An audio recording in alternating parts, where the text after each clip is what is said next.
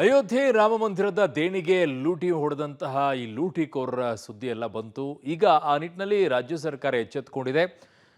ರಾಜ್ಯದಲ್ಲಿರುವಂಥ ದೇವಸ್ಥಾನಗಳು, ಮುಜರಾಯಿ ಅಡಿಯಲ್ಲಿ ಬರುವಂಥ ದೇವಸ್ಥಾನಗಳ ಹುಂಡಿ ಎಣಿಕೆಗೆ ಕೂಡ ಈಗ ಒಂದಿಷ್ಟು ನಿಯಮಗಳನ್ನು ತರ್ತಾ ಇದ್ದಾರೆ.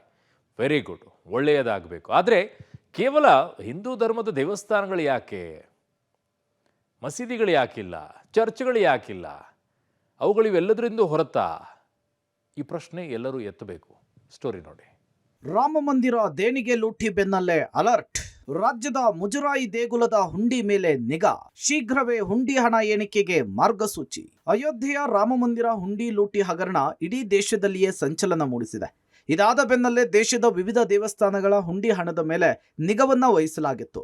ರಾಜ್ಯ ಸರ್ಕಾರ ಸಹ ಎಚ್ಚೆತ್ತುಕೊಂಡು ಎಲ್ಲಾ ಮುಜರಾಯಿ ದೇವಸ್ಥಾನಗಳಿಗೆ ಸಿಸಿಟಿವಿ ಅಳವಡಿಕೆ ಮಾಡೋದಕ್ಕೆ ಮುಂದಾಗಿದೆ. ಶೀಘ್ರವೇ ಇದಕ್ಕೆ ಮಾರ್ಗಸೂಚಿ ಸಹ ಬಿಡುಗಡೆ ಮಾಡಲಿದೆ. ಈ ಬಗ್ಗೆ ಪ್ರತಿಕ್ರಿಯೆ ಕೊಟ್ಟಿರುವ ಸಿಎಂ ಡಿಕೆ ಶಿವಕುಮಾರ್, ರಾಮ ಮಂದಿರ ಹುಂಡಿ ಕಳವು ಪ್ರಕರಣದ ಹಿನ್ನೆಲೆಯಲ್ಲಿ ರಾಜ್ಯದಲ್ಲೂ ಕೂಡ ಕಟ್ಟೆಚ್ಚರ ವಹಿಸಲು ಸೂಚನೆ ಕೊಡಲಾಗಿದೆ. ರಾಜ್ಯದ ಮುಜರಾಯಿ ದೇವಸ್ಥಾನಗಳಲ್ಲಿ ವಿಡಿಯೋ ರೆಕಾರ್ಡಿಂಗ್ ಮಾಡಿಕೊಳ್ಳಲಾಗುತ್ತೆ. ಹುಂಡಿಯಿಂದ ತೆಗೆದ ಹಣ ಬ್ಯಾಂಕುಗಳಿಗೆ ಜಮೆ ಮಾಡುವವರೆಗೂ ವಿಡಿಯೋ ರೆಕಾರ್ಡಿಂಗ್ ಮಾಡುವುದಕ್ಕೆ ಸೂಚಿಸಲಾಗಿದೆ. ಜೊತೆಗೆ ಖಾಸಗಿ ದೇವಸ್ಥಾನಗಳಿಗೂ ಕೂಡ ಕೆಲವು ಸೂಚನೆಯನ್ನ ಕೊಡಲಾಗುತ್ತೆ ಅಂತ ತಿಳಿಸಿದ್ರು. ಅಲ್ಲದೆ ದೇವಸ್ಥಾನಗಳ ಹುಂಡಿ ಹಣ ಎಣಿಕೆಯ ಸಂಬಂಧ ಶೀಘ್ರವೇ ಮಾರ್ಗಸೂಚಿಯನ್ನ ಹೊರಡಿಸುತ್ತೇವೆ ಅಂತ ತಿಳಿಸಿದ್ದಾರೆ.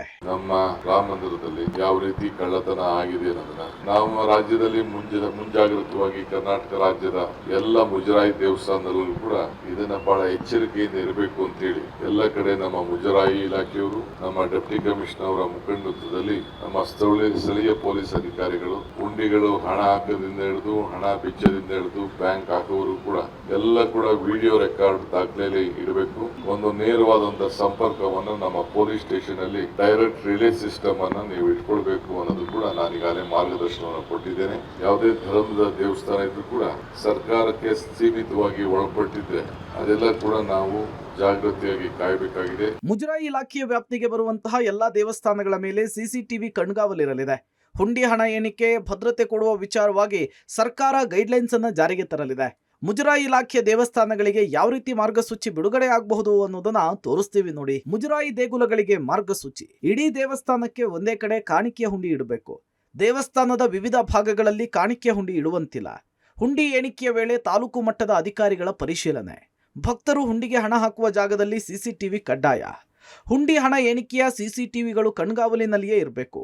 ದೇವಸ್ಥಾನಗಳಲ್ಲಿ ಆನ್ಲೈನ್ ಪೇಮೆಂಟ್ ಉತ್ತೇಜನ ಮಾಡುವುದು. ಪೊಲೀಸರು ಡಿಸಿಯಿಂದ ದೇವಸ್ಥಾನದ ಸಿಸಿಟಿವಿಗಳ ಮಾನಿಟರ್.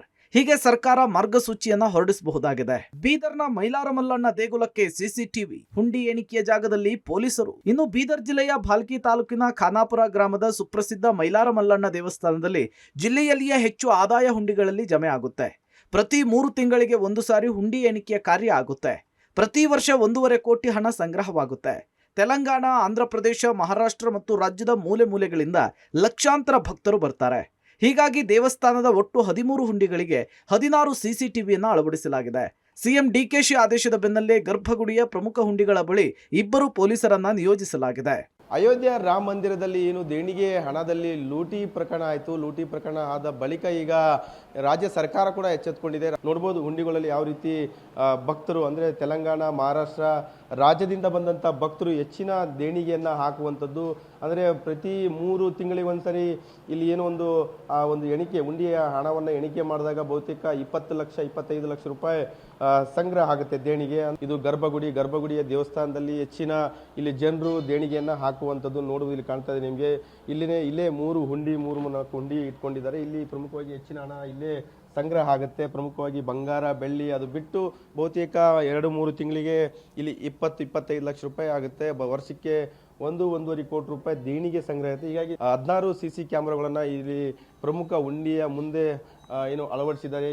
ಒಟ್ಟಾರೆ ಅಯೋಧ್ಯೆಯ ರಾಮ ಮಂದಿರದಲ್ಲಿ ನಡೆದ ದೇಣಿಗೆ ಲೂಟಿಯಂತಹ ಘಟನೆ ನಡೆಯಬಾರದು ಅಂತ ಹೇಳಿ ಸರ್ಕಾರ ಎಚ್ಚೆತ್ತುಕೊಂಡಿದ್ದು ಮುಜರಾಯಿ ದೇಗುಲದಲ್ಲಿ ಸಿಸಿಟಿವಿಯನ್ನ ಅಳವಡಿಸಲಾಗ್ತಿದೆ.